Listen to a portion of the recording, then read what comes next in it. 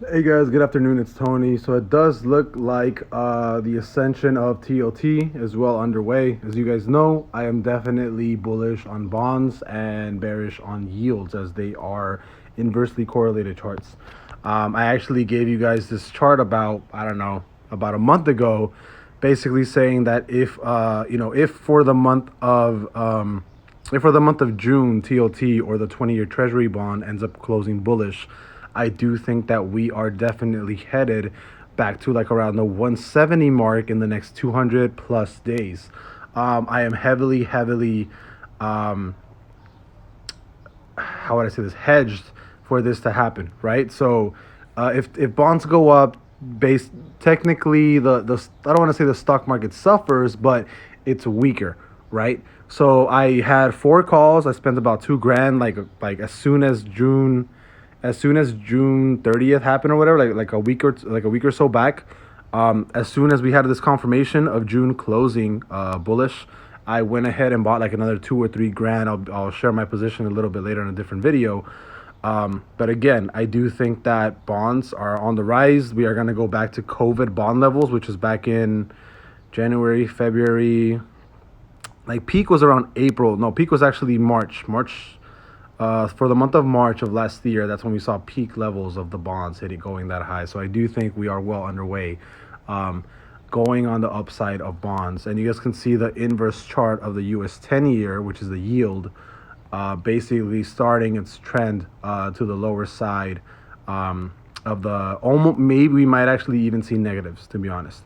I think at the lowest point here is that we've seen. The lowest point on the yield that we've seen was about zero point 0.3.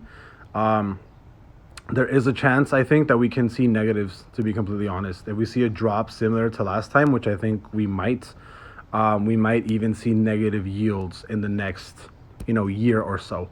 And because I don't have enough money to actually short the US 10-year, I would have to go pro bonds, which is look for an inversing chart of what the US 10-year is actually going to do. So just so I'm not necessarily bullish TLT. It's the only reason I'm buying calls on TLT is because it's basically inverse correlated to the 10-year yield, right? So if the 10-year yield goes down, the bonds go up, which is that 20-year bond, which is TLT in the stock market.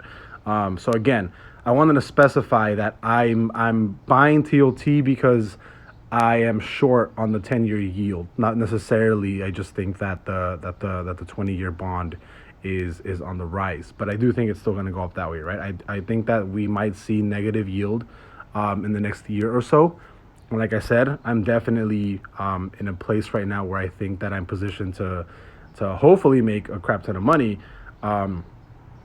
Within another year or so, if TLT actually ends up running to like 170 or something, possibly higher. I might, if we do close July bullish for TLT for the bonds and for the US 10-year, there's probably a chance that I might actually even purchase some more options, because we have been going. We've been pretty steadily dropping down. But the thing is though, when we start seeing drops on the yields, they tend to drop pretty heavy on a monthly basis. So you tend to see pretty heavy droppage in percentage.